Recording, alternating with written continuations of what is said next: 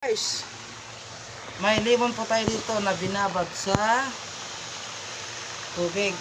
Ito try ko kung totoo siya, kung matamis nga ba. Katry namin dalawa ni Michelle at ako ngayon mo una kung talagang legit ba limon to guys. So ito na,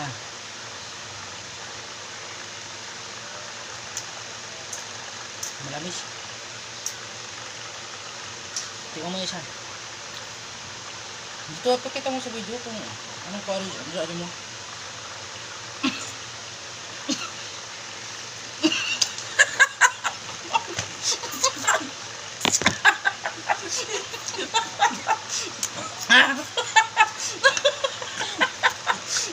Putang ina!